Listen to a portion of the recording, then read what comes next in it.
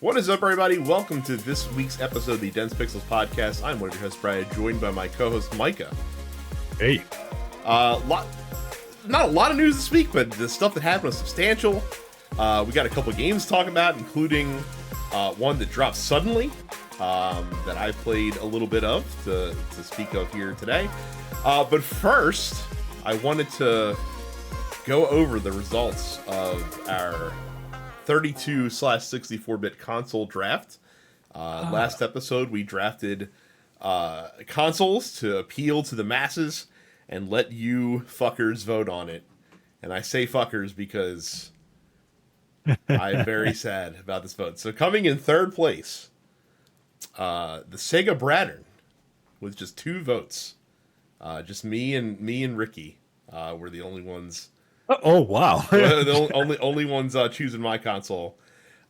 In second place, the Cartendo 64 with 5 votes. And the winner, overwhelmingly, according to the Dense Pixels community, with 12 votes, the Sony Pain Station.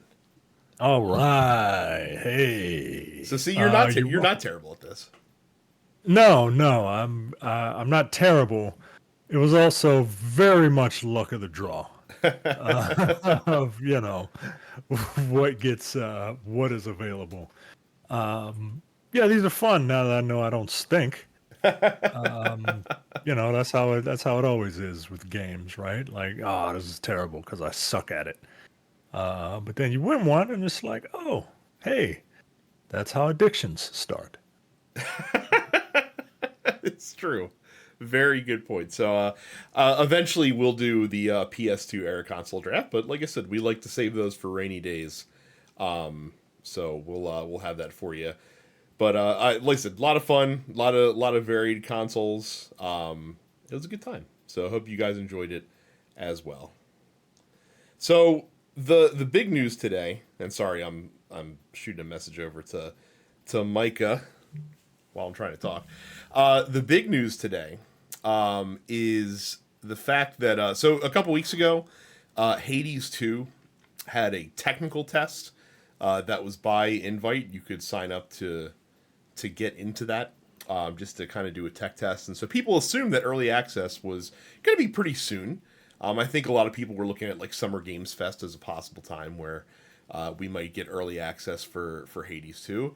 Now, turns out they're just like, all right, cool, it's ready. Let's just stealth drop this shit on a random Monday in the month of May. And so you can now get Hades 2 in early access on Steam, which I did. And I played about an hour of it so far today in the short time that I had between work and doing this show. It is a refined, so far what I've experienced, and I've only done about 4 runs so far, and I've beaten the first boss once. It's a refinement of what was already a spectacular game. The combat, it's similar, but Melilone, I think is her name, the character that you play as. Her abilities are different enough that it feels very different than how Zagreus plays. So you still have your basic attack with whatever weapon you have equipped, of course. Now the special attack, so like the specials are almost kind of like the cast was in the original game, where it's like a projectile that you can throw out, but based on which weapon you have changes one of the effects of the projectile.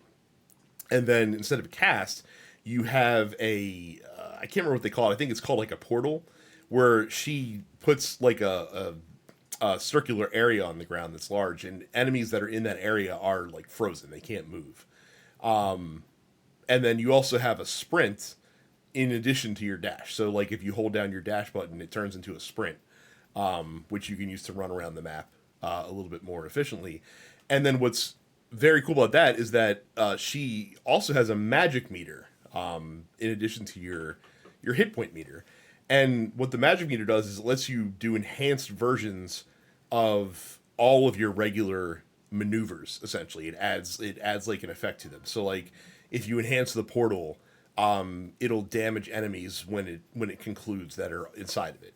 If you enhance like the first weapon you get is called like the witch's staff, and if you enhance that, instead of just doing a stab, it actually shoots like a projectile out in in both away from you on either side of you, and you can aim that ring so that if you line enemies up, you can hit like a whole wave of enemies with one shot. So like that's pretty neat. And of course, just like the first game, all of your abilities, including your dash and your portal, can be enhanced with the different boons that you get from the different gods that assist you as you go through the different levels. So that's pretty neat. Instead of the mirror, they have like a tarot card system that instead of, hey, you have these 10 abilities and you can choose one of two abilities for each 10.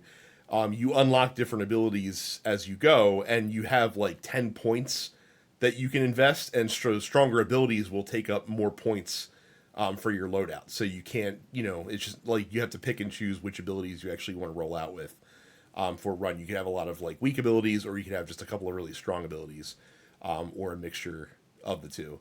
I'm having a lot of fun with it so far. The music is dope. The story seems interesting. I'm not going to spoil anything for it. And I was a little. I talked a couple weeks ago that I was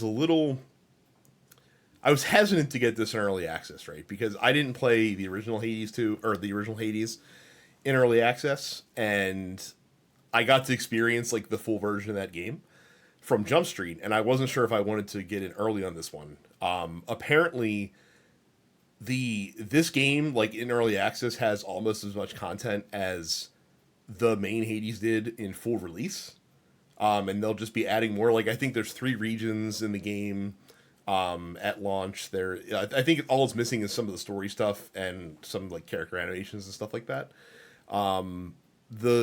What I've experienced in a short time, the build is really good. It's not like buggy or anything like that I've seen. And according to Supergiant, they are going to try to make it so that so that all of your progress from early access does carry over into the main game. So like it's not like you have to start back from zero when the game actually releases in 1.0. So I decided to take the plunge, and hopefully I don't regret it. I mean, why not? I mean, if that's the case, right? You're not quote unquote wasting time, right? Mm-hmm. And okay, I'm interested to see. Have you ever done an early access game before? Oh, I have. I've done so many, but none that I care about as much as Hades. So Okay, I'm interested to see to get your thoughts on what it is now to what it will be when the game comes out. yep. Do me a favor, Micah. Take your gain up just a hair more than you were before. We're troubleshooting audio stuff on the fly, and while Mike is doing that, I can talk about another game that I stumbled across thanks to some other shows that I listened to. That's turned out to be quite the hidden gem, and that's a game called Minishoot Adventures. It's only available on Steam. The best way that I can describe this game is imagine a bullet hell shooter with the style of the original Legend of Zelda or like Link to the Past, where you're piloting the ship, and you're adventuring through a overworld map, top down view, looking for different secrets and fighting through dungeons and getting new power up abilities and things of that nature. It's like I said, it's a simple game. It's a short game. I was able to finish it in about 6 hours, which is perfectly fine for this game. It does not overstay its welcome, which is great. And it's just a really satisfying game to play. It feels good to play. The shooting is good. The different power-ups that you get are good. The different fights that you get into are just challenging enough without feeling like you're going to break your controller in half. And there's not like an enormous punishment for death. Just kind of like having to get set back and go through the different areas again that you had just gone through. If you have a Steam Deck or if you're just on PC, I would implore you to check this out. There's a demo for it as well, so you can play through the first little bit of the game to see if it's something that you're into. But this is like I said, it had a very old school kind of design, because like again, like that era of Zelda is still my favorite era of Zelda. Those games, like Link to the Past, is still my favorite Zelda of all time. They're the ones that I feel are the most replayable, the ones that I go back to the most. And I don't feel like there's as many games that are coming out that have really taken advantage of that in this day and age. Like you saw a lot more many years ago, but I don't feel like that you're seeing as many now kind of ape that 8 16-bit Zelda formula. And I kind of wish more games would, because a lot of the games that have done it have been pretty good. I think of like 3D Game Heroes that came out back on the PS3. That was another like under the radar one that was in the same style. And this was really fun. So yeah, Minishoot Adventures is one that I would definitely recommend checking out. And I'd have to imagine if this game does get popular enough that I could easily see it coming out on like the Switch or some other consoles as well. And I really hope it does, because I think it was made by like a 2-man team, basically, that put it together. So pretty dope. I liked it a lot. Nice. Let's take a very short break because we're still pretty early in the show, and then we'll be back to talk about just the dumbest news possible this week. All right, Micah. So we in the time since we last recorded, an entire arc of stupidity has happened, and this is the point blank example of why publishers need to be less involved in the video game, like getting their fingers in the game industry, and just kind of let people cook. Like when you have something that's successful, don't actively try to fuck it up. Well, how else am I going to justify my job, Brad? So, Helldivers 2. We've talked about it a lot on this show. It's been the smash hit of 2024 so far. Been a tremendous success. And one of the reasons for Helldivers 2 success has been the PC player base for the game, because Sony decided to release it on PC and PS5 at the same time. And I can't remember what the metric is. I think it's copies sold, but I could be wrong about that. But in some way, shape, or form, Helldivers 2, Micah, you might not know this, is like the 7th most successful Sony published game ever. Wow. Okay. Jesus. But if you factor PC sales out of that, it doesn't even crack the top 20. That's how integral the PC community has been to the success of Helldivers 2. So, when the game first came out, and up till now, they've had an option in the game to link your PSN account to your online login for Steam with Helldivers 2. It's been an option. There's really no benefit to doing it. It's just, like, hey, link your PSN account. Okay, but there's no cross progression. There's no trophies yet in Helldivers 2 on Steam or anything like that. There's no real reason to do it. But the option was there because it's a Sony published game, so, I guess that makes sense, whatever. Well, Sony, in their infinite wisdom, decided, you know what? This game that has, I think there are, over 8 million copies sold right now. This game that's, making us all this money, let's fuck this up. And let's make it so that starting on May 6th, I think it was today was when the update was supposed to go out, any new players in Helldivers 2 would have to sign in with their PlayStation Network account. And existing players were grandfathered in until June 4th. And then they also had to sign in to their account, or else you couldn't play the game anymore after that. What? Yeah. Now, their stated reason, Sony's stated reason, was for safety and security. You have to sign into a PSN account. Excuse me, what? The company that gets breached every couple of months? Yeah, the company with the most infamous that got hacked in the most infamous fashion in video game history. Yes, that company says to be safe and secure, you have to have a PSN account connected. Now, okay. PC players, not happy about this. I know gamers are known for being a chill bunch, a go with the flow type of group of people. They weren't happy about this, and the retribution started hard and fast. So the first thing that happened is you started seeing the scores on Steam. The game started getting review bombed, basically. In just a matter of a couple days, it went from overwhelmingly positive, which means over 90% positive reviews, to just mostly positive, which is over 70% positive reviews.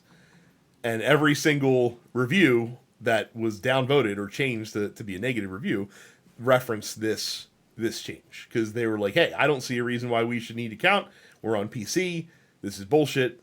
This is crap. Why are you doing this? And again, why is Sony doing it? They're doing it because they want to get your email address. They want to they want to sell your data. That's what they want. That's why they're doing this. Yeah. So of course, a lot of people came out and they're like, oh, gamers just being whiny bitches. Well, not so fast though, because we then found like the other major problem with doing this, and that is that Helldivers 2 was then pulled from sale by Steam in 177 countries around the world. And the reason why they did that is because those 177 countries don't have access to the PlayStation Network. You can't access the PlayStation. You can't create a PlayStation Network account in those 177 countries. And so Steam is not going to sell a game that you won't be able to play upon logging in and buying it. Oh my god. Not only did they pull it from sale, but they also started refunding players who were in these countries. Even no matter how there were players with hundreds of hours of playtime that they were refunding their purchase of the game from months ago, because again, it was they got baited and switched basically on this deal. Now a lot of people said, hey, what you could do, you could use a VPN and spoof your location and create a PSN account for one of the regions that has it. Not only is that a ridiculous thing to suggest to somebody who does have to play a video game, also violates Sony's own terms of service. So, if you did that, your account would get banned, probably. So yeah, this is ridiculous. It's absolutely ridiculous. And again, this was a Sony decision, because even the developer Arrowhead Studios was like, yeah, this fucking sucks. This was not up to us. We always, it was always an option. Look, negative reviews are fair. The fucking the director of the game was like, yeah, here comes the review bombing, and look, I get it. Make your voice heard. If this is the way that you want to make your voice heard, I absolutely support it. I understand this is bullshit. It's not my decision. This is not what we would want to do, but this decision's out of our hands. So really sorry about that. Jesus Christ, man. So again, you have this game that has been overwhelmingly beloved by everyone that's played it, been a huge smash hit, and Sony, just to get data, just again, that's all that they would be receiving out of this, is just some email addresses that they didn't already have before, probably, and in a lot of cases probably already did have, because anyone that's on a PlayStation, it is what it is. That's the only reason they did this, and they're gonna fuck up what has been a golden goose for them so far. A game that almost everyone that's played it, in an era that we live in, where live service is a 4-letter word in this gaming industry. People have held this game up. It's this is the ideal live service game. This is what a live service game should be. It's not predatory. The things that you pay for are fair. It doesn't gate progression. The price of the game is fair. It's cheaper than a $70 release. The developers are creating literally an in-game narrative that's changing and evolving based on what the players are doing. This is what a live service game should be. And Sony's what can we do to fuck this up?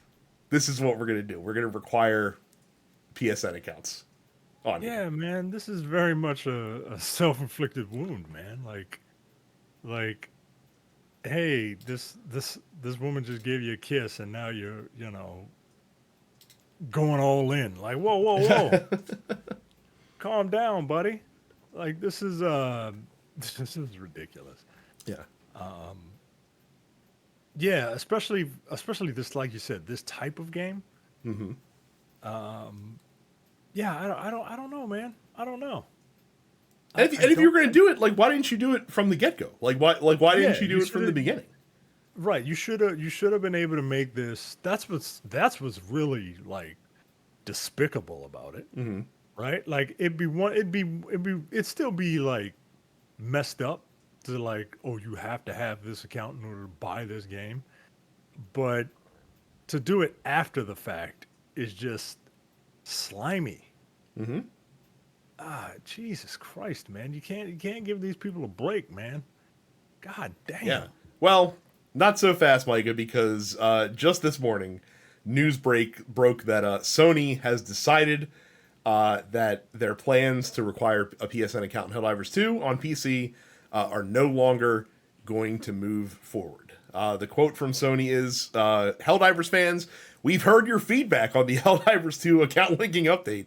The May 6th update, which would have required Steam and PlayStation Network account linking for new players and for current players beginning May 30th, will not be moving forward. Sony would then follow up to say that they're quote still learning what is best for PC players as they Yeah, venture boldly into this space. still learning what is best. The best way to get your email. Let's just do it for the next game. Like that, and that, that, I mean, that kind of says something about PlayStation's like belief in Helldivers 2, Mm-hmm. that I guess they didn't think it would be like Oh, successful. they didn't. I mean, this game was probably successful by a factor of 10 over what was planned for it. I would Yeah. imagine. So, yeah, you better believe they're gonna be like, oh, okay, we think we might have a hit, even if they don't. I mean, at this point, even if they don't think they have a hit, they're gonna try and do this again because, like, I need that data. Yeah. Yep. Wow. It's insane. And again, like you said, it's a unforced error. It's an own goal, like whatever term you want to use to classify it. Now the Arrowhead team making lemons out of lemonade, or sorry, making lemonade out of lemons rather, said that they might take the Steam the negative Steam reviews chart that shows like the charting of how reviews are dropping and incorporate it into a future cape design in the game because it actually looks pretty cool. just how it works. So, dude, I fucking love those guys. Like they are they get it. They get it. So, God damn it, they're gonna make me buy this game. dude, it's very good. It's very good. And kind of as an addendum to this, Sucker Punch was going out of their way in the wake of this news because Ghost of Tsushima is coming out on PC in this week, I think, or next week. Letting people know, by the way, guys, just to let you know, to play Ghost of Tsushima on PC, you do not need to link your PSN account. However, you do need to do it if you do want to play the multiplayer. Oh, Legends that stinks because like the multiplayer in that game is actually really fun. yeah. That's funny. But yeah, good times. Yeah, man. Yeah, these corporations aren't your friend. Dude, not. it's just so stupid because again, like what do you really gain by doing this, Sony? Like you don't gain anything except for some email addresses from people. And is it really worth and again, like this, people will remember this. Like people will remember, and it'll make them think twice before buying a PlayStation game on another platform. It will, just because just like it took a long time to get past the PSN hack, fiasco. This is gonna stick out in people's mind, man. And again, like people think it's arbitrary, and I understand it to some extent. Like why should, it's just one more account, it's just one more email address to, to put out there, and you're already probably putting your email address out there to hundreds of people. But it's just unnecessary. Like, if there's some benefit that I get out of it, sure. But, like, don't make me just for the sake of fucking doing it just to get my data, man. Like, who gives a shit?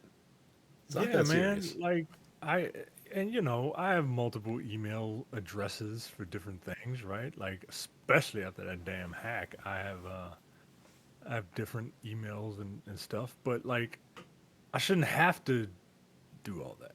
Like you said earlier, man. Like it just is like I don't know, man. You already got my money. I mean, Jesus Christ.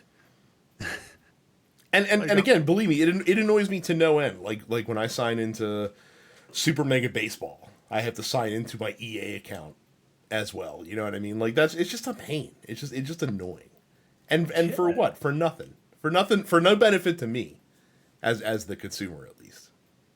Jesus Christ. So, got a little bit more bad news before we to wrap up the news segment before we take our break. So Private Division was a publishing arm that was owned by 2K Games. They published a lot of like indie games, including like some bigger titles like The Outer Worlds was them. A game called After Us, and Salt Sea Chronicles, Penny's Big Breakaway, which came out recently, and also the recent No Rest for the Wicked, which is a big game coming out from Moon Studios. According to GameIndustry.biz, 2K has pretty much laid off everyone at Private Division. And as part of that, two game studios also closed, which was Roll7, who made Rollerdrome, which was a indie game that had some pop last year, and Ollie Ollie World, which is like a skateboarding game, and then Intercept Games, which did the Kerbal Space Program games, which also the first one was also beloved by a lot of people. So that really sucks. Basically, I've told and what I've heard on some other shows is that the people that did stay, that didn't get laid off from Private Division, were basically being forced, if they wanted to keep their position, to move to 2K, which also is mandating return to office work as well. So, if they want to keep their position. Jesus Christ. I will never understand.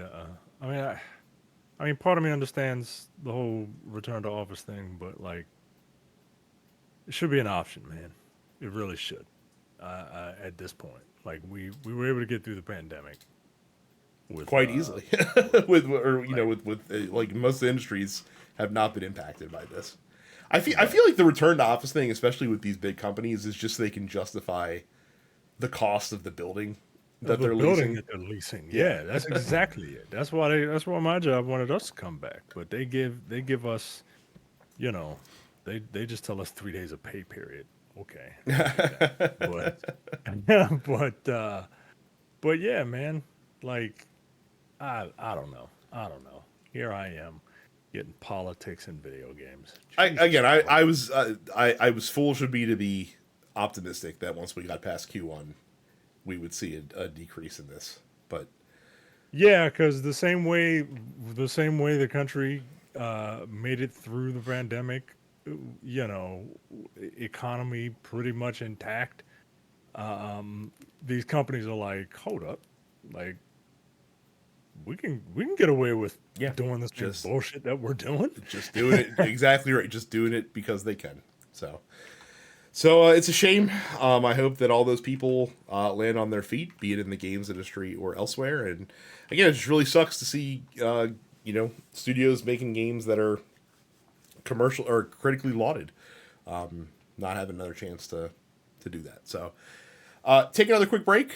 And we'll be back with one more news story and the post office. So last bit of news, and I guess this is better than laying off a bunch of staff, but Square Enix, in a meeting that they held a couple months ago, that they just kind of revealed the data of, or the contents of, basically said that it is revising the company's approach to the development of high definition games, and they're going to get more selective in the future. They're reporting Content abandonment losses of $141 million.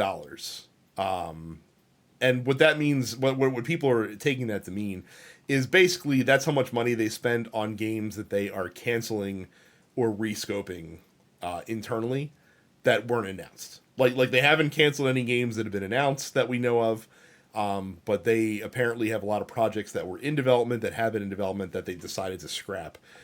Because I guess they're tired of putting out a lot of these like kind of nichey games that don't really go anywhere. Because for every, Octopath Traveler 2, there's 2 or 3 like various day lives, or or what was that one strategy like Dio Field Chronicles or stuff like that they're releasing.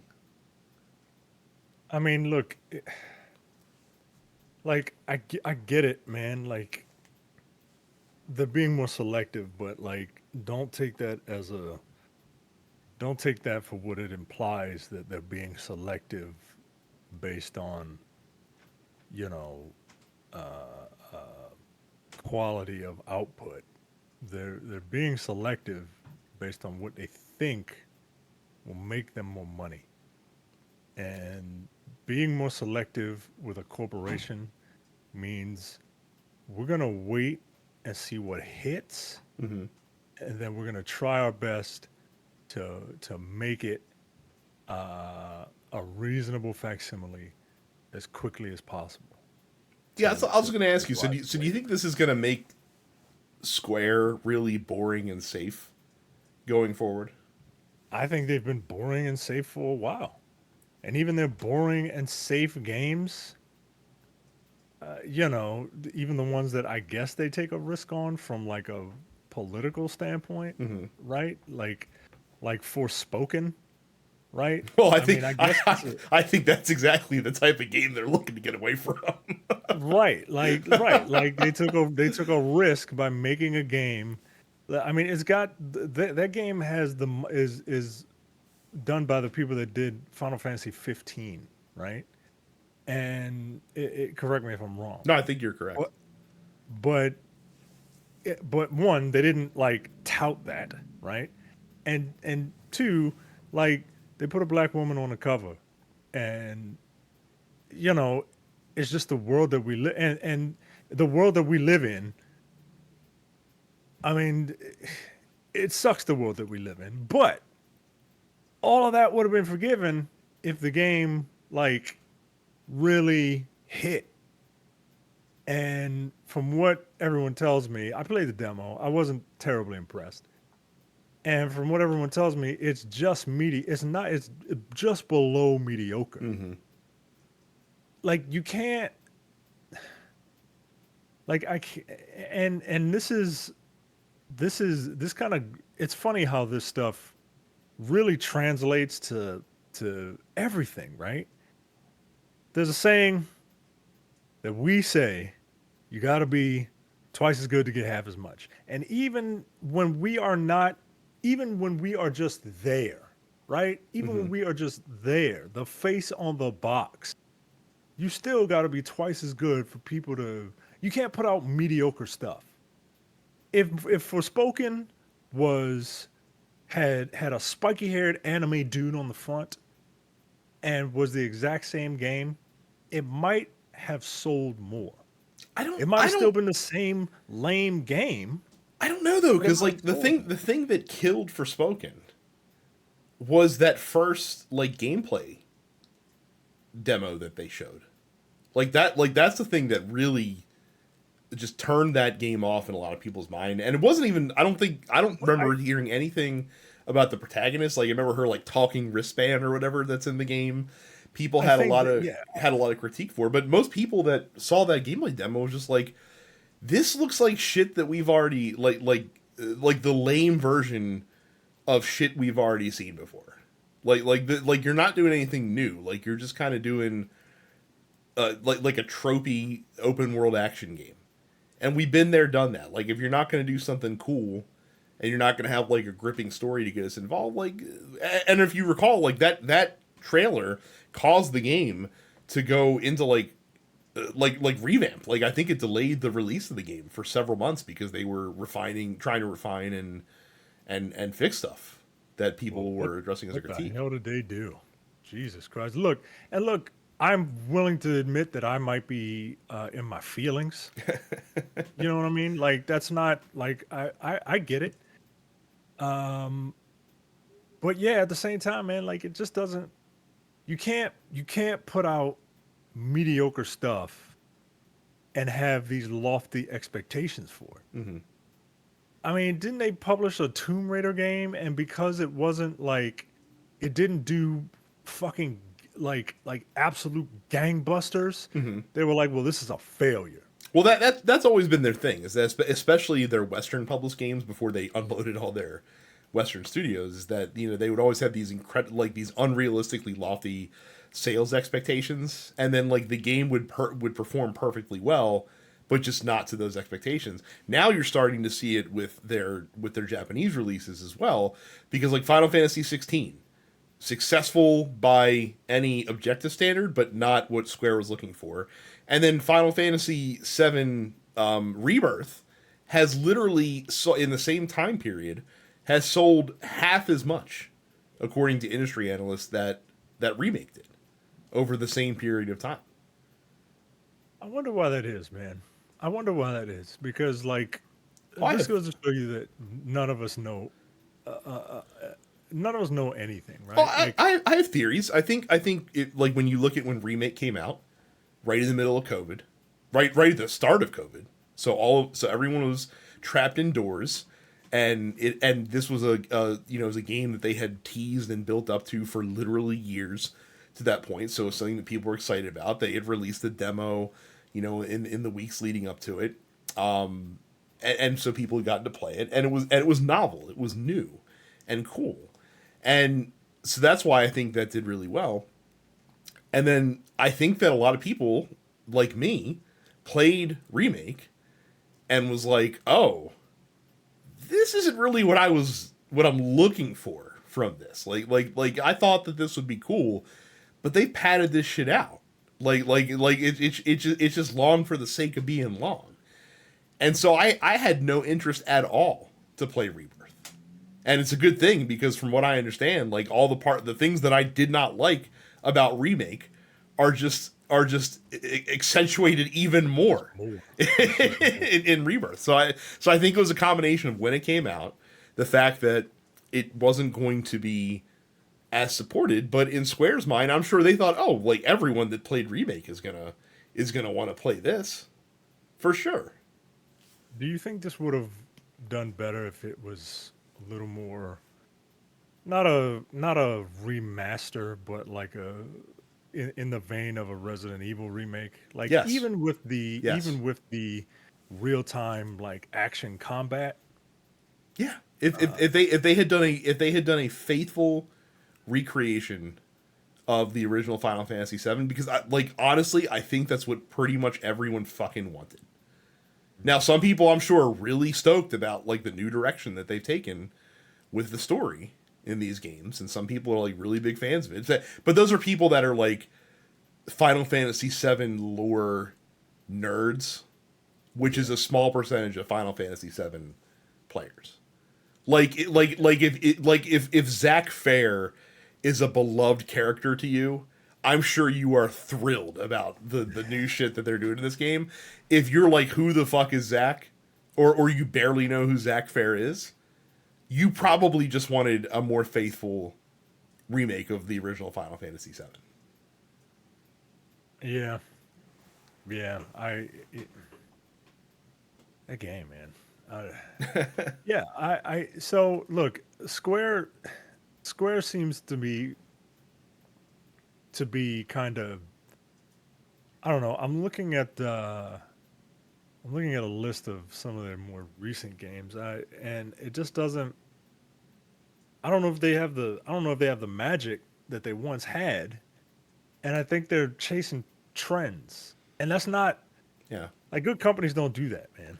Well, Like, and here's the other problem for them is that the rest of the more traditional like turn-based role-playing Like Square's trying to do this, whatever they're doing right now, like making it more action based because they're like, oh, that's what the market wants, or we have to broaden the appeal of these games to get more players in. Meanwhile, Yakuza Like a Dragon, turn-based RPG, Right. critically acclaimed, selling like gangbusters.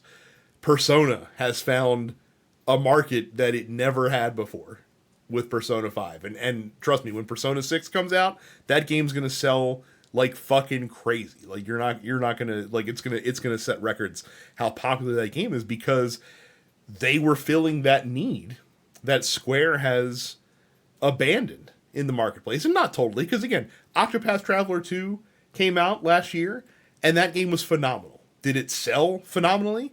Probably it didn't, because you know that appeals to a very specific. It's not a furthering of the turn-based RPG genre. You know what I mean? Like it's a nostalgia play, and it's a really good one. But like Persona, Yakuza, like those games are actually furthering the turn-based RPG genre. And Square is like, oh, we're going to make a character action game with RPG elements and call it Final Fantasy. That's not what people want, man. Yeah, like one that's like half baked, man. Like either you do it or you don't. Right. And this like in between stuff, this like action oriented combat while navigating a menu, like this is not you're not pleasing anybody. Yeah. It's amazing to me that you have a brand like Final Fantasy and and the ball is being fumbled.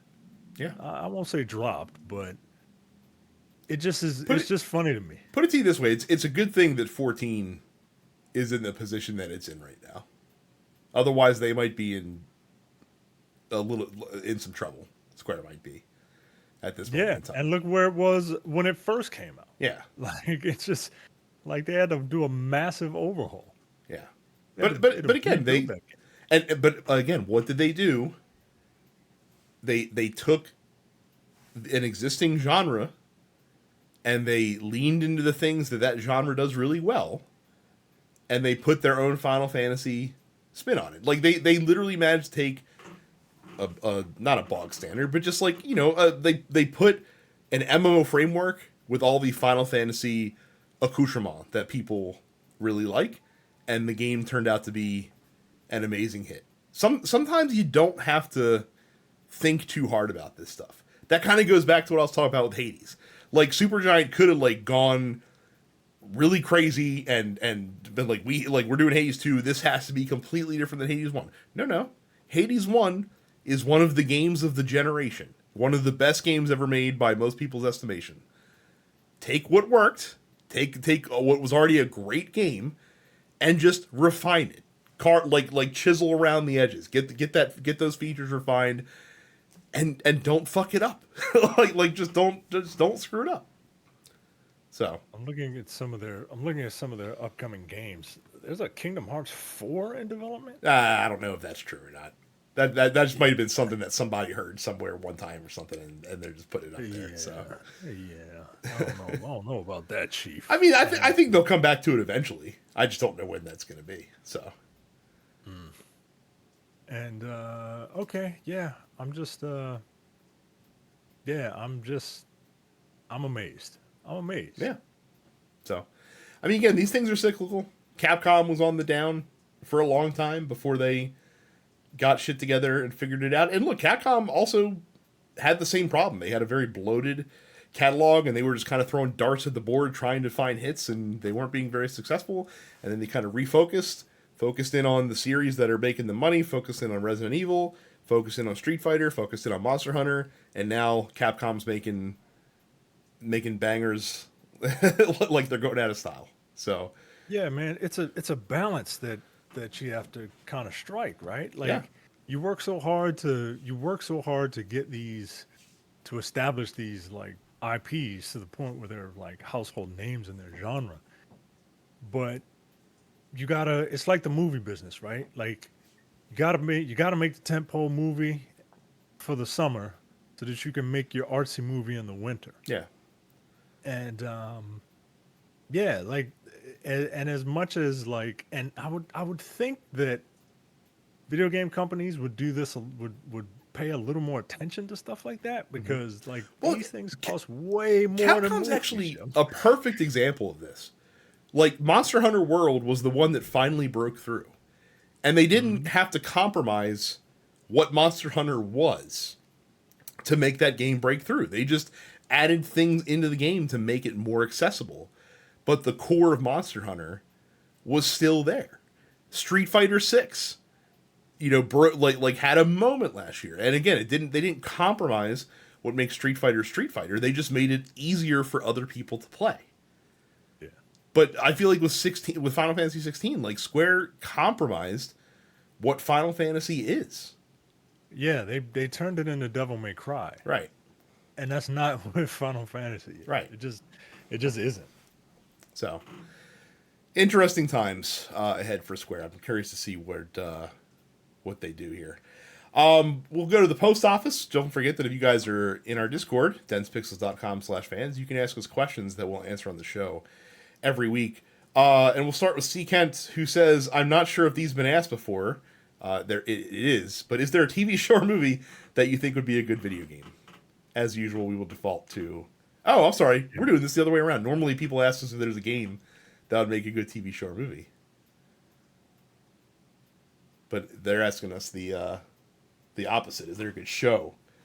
Or is there a Is show there a show that would make a good Yeah. movie? Or a good video game? Or yeah, a show that would make a good video game. I was going to say this show called Sugar, starring Colin Colin Farrell. Farrell. Mhm. But then it just kind of made a left turn at Albuquerque, and and now I don't know what to think. And they already kind of made that. It's called L.A. Noir. Yeah, I'm about to say that's the tricky thing, right? Is that there's a lot of shows that you could point to and be like, oh man, it'd be a good video game. Then you can kind of point to like, yeah, that does kind of already exist as is Yeah, right now. especially nowadays, now that video games have kind of taken from movies and television to, you know, create it's like an Ouroboros. You Hmm. know what I mean? Like what was Indiana Jones beget Tomb Raider beget Uncharted beget the new Tomb Raider beget Indiana Jones. Yeah. And so yeah, I don't know, man, because like I'm thinking about legendary TV shows, right? Hmm. Like The Sopranos. Well, guess what? Guess what The Sopranos is? It's a Rockstar game, right? Yeah. With a lot of talking. And they made a Sopranos game and it was bad. So Right, and they already made these games. Not that this is a legendary show, but it's legendary for me when I'm in my conservative bag. 24 was one of my favorite shows. It's ridiculous, but they made a 24 game. I'll tell you what And you could do. Like you could do. There are shows that you could just kind of glom onto existing game frameworks, like like a cop serial, like a Miami Vice, for example. People are like, oh, this is Vice City. Not really. Like you could make like a Miami Vice game that is more akin to like a Mass Effect almost, where we're talking to people and like doing conversation bits is as important as like the action and the gunplay and the car chases and stuff like that. Like you could glom onto, like a police serial that way if you wanted to, or things of that nature. yeah, like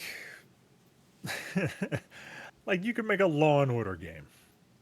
You could. I don't think it would be as fun as like a Phoenix Wright, but but you certainly could No, do no, that. not at all, not at all. But I'm wondering how you would do the law part and how you would do the order part, right? Like I don't know. I haven't thought about it yet, Yeah.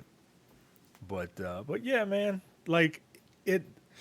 That's the issue. Is that like everything has? I can't think of one specific show that's like, oh man, Breaking Bad will be an awesome game. Like, cause you can like that's the thing with games. You can adapt them. What type of game would it be? Like you could adapt an IP to fit a game for better or for worse, And right? the other funny thing is a lot of shows that have been popular in the zeitgeist probably already have shitty video game adaptations Right. out there. So that's why that question does get a little bit more tricky, is because a video game company will absolutely capitalize on a popular IP just to try to Yeah. make a few bucks. Not as much now as it used to be. Back in the old days, it was a majorly that's how it worked. But yeah, you don't see it as much anymore. Cam says, I wonder what brought this question on. If you could choose any video game character in history to represent your side in a rap battle, who are you choosing? I don't know anything about music, guys. So the talk of the world this past weekend. I got into it for one day because Terrence was like, "You gotta listen to this one track, even if you don't know what's going on." It was really good. Apparently, a lot of people hate Drake, guys. A lot of people hate Drake. Um, I don't know. I think someone like Parappa the Rapper, Man, why do you which he's steal? Why do you steal the obvious choice? because he's a rapper, yeah. like, like I can't imagine anybody else. I mean, I hate to stereotype, but like I don't know, CJ from Grand Theft Auto. I He's mean, I mean, black. is it He's valid to from pick people off of the roster from the Def Jam games? right, right. Is that a valid play? So try to think of other notable rappers in video games. I think you're forgetting the classic 50 Cent Blood on the Sand, where someone stole his crystal skull and he had to go to Afghanistan or some shit to get it back. Him and the rest of the G Unit going fighting Yeah. through the sands. Oh my god! Again, speaking of games that they would make anything. There was two 50 Cent games, if you recall. That Blood on the Sand was the sequel to 50 Cent Bulletproof. That's right. That's right. And I think Blood on the Sand was actually like the one that people really liked, right? Like I can't like It was the I better. It don't was the better of the two. That doesn't mean it was good, but it was the better of the yeah, two. okay. There you go. I will yes, Yeah, absolutely. that game is notable because, and I've never played it. I've just heard the story through people that when you threw a grenade, like the character, like 50 Cent's character would shout like "grenade, motherfucker," and just like just like chuck a grenade out. So, oh man, yeah, just pick anyone, I guess, off of the Def Jam fighting game roster, and I guess that's what Oh we're rolling with man. there. So, because Micah stole Parappa, which would be the correct choice. T Wash asks if you could have any fighting game character as your teacher, and you'll learn all their moves. Who would it be? They say Kimberly or Dudley for their choosing. Um Akuma. Because I want to do a raging demon. I just want to do a raging demon because it looks fucking dope.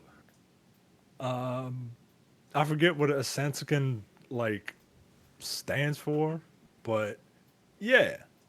And look, if I gotta sell my soul, right? If I gotta, go to the Street Fighter's dark side or whatever, like even Ryu was a fucking boss, yo. Like now he's all like, "What's a cell phone? Derp, derp, derp." Right? Like, nah. Even Ryu was dope. Yeah, Akuma, right? Akuma.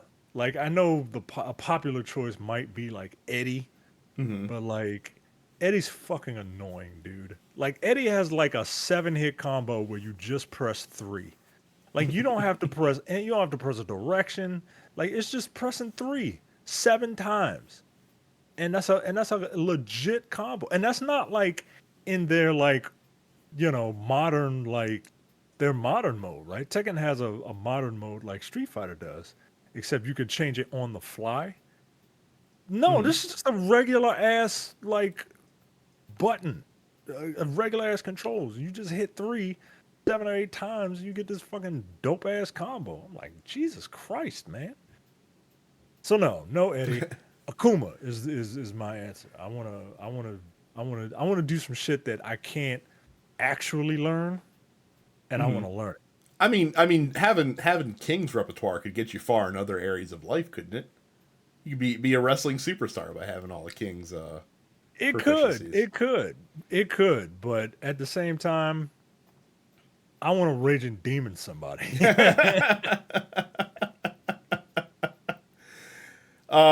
Costa says, "What sort of boons are you looking forward to in Hades 2?" I'll tell you, I already like so they already have a couple new ones that I've encountered. They have a one of the fire gods whose name I can't remember now. Has Scorch, which basically in this game works the same as like poisoning does, where it applies damage over time. So working with that with like the new the portal thing is actually very cool. So, but I'm looking forward to seeing the new shit that they have in there. I have no idea. I have no clue. I can't remember the. It's been a long time since I played the original Hades, so I can't remember the older boons. And I yeah, I'm just looking forward to whenever this game finally does come out. I gotta tell you, based on the little that I've seen and how refined the early access is so far, it might not be long. Like it would not shock me if that game came out this year. In all honesty, in full release. Excellent. So, Cam will wrap up saying, "Would you be cool with a CM Punk cameo in the upcoming Fantastic Four movie, given how long he's been repping Ben Grimm during his entrance?" I'm not a big CM Punk guy. Um, I think he's a bit of a dick, but like he's our dick, right? Like but just because you're on the right side of history doesn't mean that like you should be a dick. But um, but I don't hate CM Punk either. Um, I don't know. As much as I don't, as much as Reed Richards gets on my nerves. I'm a sucker for the Thing. I love that character. I think that character is fucking dope as hell. Um, I don't know. It would depend on the cameo, right? Yeah, but Because that's like, really what it is. And here's the other problem with it is that only wrestling nerds would get it. Like everyone yeah, else would just see like a dude probably saying it's clobbering time yeah, on the a screen. They dude wouldn't understand who a dude who does not like look like he needs to be around in the 1960s, right? Like, it. Oh, that's when the movie's taking place in the new one that they're making. yeah, that's Yeah. I don't know if I don't know if it's official, but yes, it's taking place in the 60s. Like their first poster they had was drawn, and it had the four principles. And I think Ben, before he turns into the no, Ben was reading a Life magazine with Lyndon Johnson on it, and Hmm. it's like the cover is an actual picture of a Life magazine, of an issue of Life magazine. So yeah, the movie is supposed to take place somewhere in the 60s, um, which is perfect for that franchise. Hmm. I'm being quite honest with you. Um, but yeah, we'll see. We'll see. I'm not for it, but if he'd end up there, like, all right. Matter of fact, no, no. You know why? Because what's that dude from Wu Tang that reps Iron Man? What the fuck is his name? Ghostface. Ghostface Killer wasn't in Iron Man, and he calls himself Tony Starks because he's an Iron Man fan. So if he can't get in it, then CM Punk can't get in it. Fair Sorry. enough. Fair. All right. Well, don't forget if you want to ask us questions, we will answer them on the show. 10pixels.com/fans. Make sure you subscribe to this show along with all the other TNP Studio shows that you can find. You can also subscribe to this show on YouTube and sign up for premium content. 10pixels.com/premium, $5 a month or $50 a year gets you the full weekly episode of the Look Forward Political Podcast, which I'm getting ready to record right now. What a week in politics. We might have found the one Republican that Micah would vote for.